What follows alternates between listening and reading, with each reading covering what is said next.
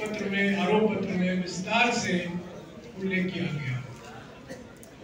मैं सिर्फ यही कहूंगा, विधानसभा के चुनाव के संदर्भ में कि बिहार एक निर्णायक मोड़ पर खड़ा हुआ है।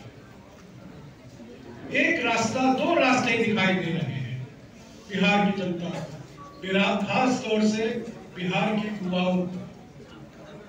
एक रास्ता है जनता की भलाई का रास्ता, सामाजिक सद्भावना, सामाजिक सशक्तिकरण, सामाजिक न्याय का रास्ता, आर्थिक विकास का रास्ता, और वो है महागठबंधन का रास्ता। और दूसरा रास्ता है, जैसा कि मैंने कहा, बिना ईंधन वाला डबल इंजन, स्वघोषित डबल इंजन, और जो इस स्वघोषित डबल इंजन का ईंधन है सत्ता की मलाई, और उसका विवरण इस आरोप पत्र में किया गया है। मैं 3 या 4 मुद्दों को लूंगा इस आरोप पत्र से।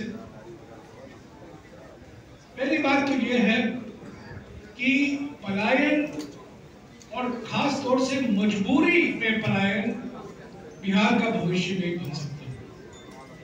ये बिहार का भविष्य नहीं है। बिहार का भविष्य है उद्योगीकरण, बिहार का भविष्य है कृषि विकास, बिहार का भविष्य है शहरीकरण, बिहार का भविष्य है और बेहतर स्वास्थ्य और शिक्षा की सुविधाएं। तो ये जो पलायन की संकट से गुजर रहा है कई सालों से बिहार, और जो आज देश भर में, दुनिया भर में जाना जाता है संकट पलायन, मजबूरी में पलायन के लिए, वो बिहार का भविष्य नहीं है। बिहार का भविष्य है विकास, बिहार में विकास, और देशों में नहीं विकास, पर बिहार में विकास प्राथमिकता। तो पहली बात तो ये है।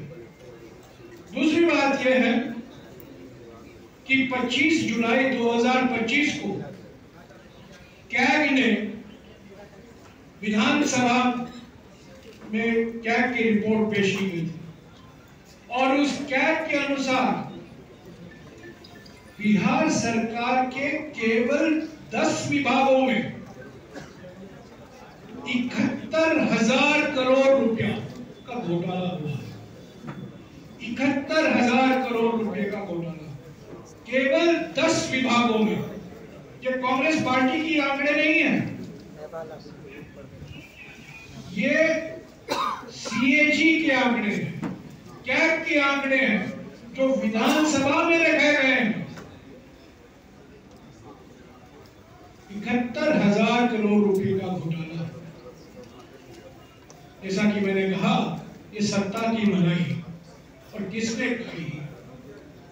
जो लोग डबल इंजन चलाते हैं,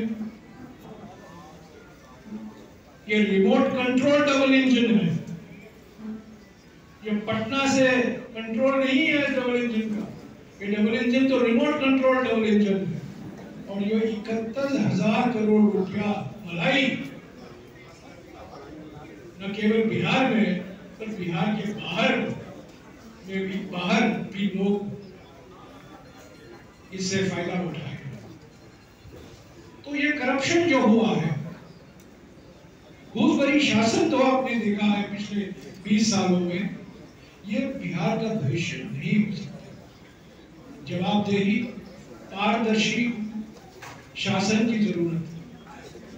और तीसरी बात मैं कह दूं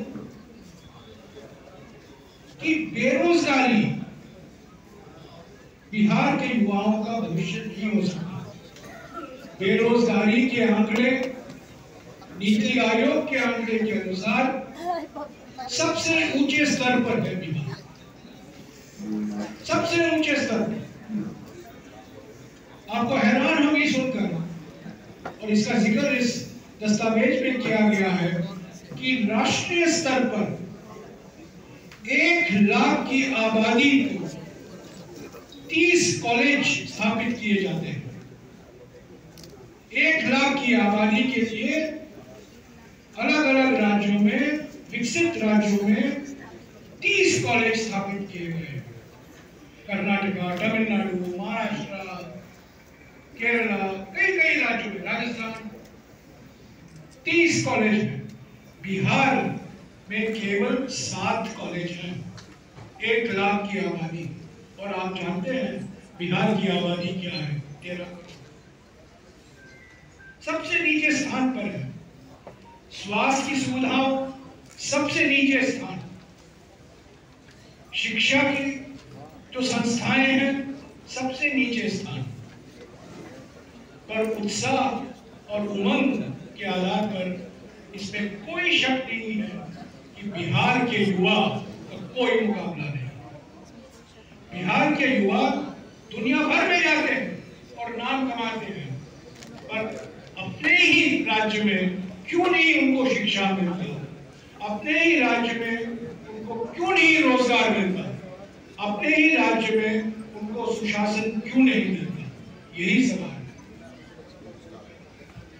चौथा बिंदु जो मैं कहना चाहता हूं आपको, सामाजिक न्याय को लेकर। इस पर बहुत लंबी चर्चा हुई है और बीजेपी के विरोध के बावजूद महागठबंधन सरकार ने बिहार में जाति सर्वेक्षण कराया था। इसका कड़ा विरोध बीजेपी ने किया। आप जानते हैं बिहार के लंबे इतिहास में कर्पूरी ठाकुर जी की सरकार को गिराई गई, आरएसएस ने गिराया 1978 में आरक्षण के मुद्दे को लेकर। 1990 में विश्वनाथ प्रताप सिंह की सरकार गिराई बीजेपी ने आरक्षण के मुद्दे पर। जब बिहार की महागठबंधन सरकार पलटी के पहले की सरकार ने जाति सर्वेक्षण करवाया, उसका विरोध बीजेपी ने किया। राष्ट्रीय स्तर पर कांग्रेस पार्टी, कांग्रेस के नेता, कांग्रेस अध्यक्ष मल्लिकार्जुन खड़गे जी, नेता प्रतिपक्ष लोकसभा राहुल गांधी जी और सभी लोग ने मांग की कि जाति जनगणना होना जरूरी है, अनिवार्य है। संविधान में सामाजिक न्याय का जो जिक्र किया गया है, और इस संविधान का मैं थोड़ा जिक्र करने वाला हूं, इस सामाजिक न्याय को पूरा करने के लिए जाति जनगणना कराना जरूरी है। और बिहार में जाति सर्वेक्षण करवाया गया, बीजेपी ने इसका विरोध किया।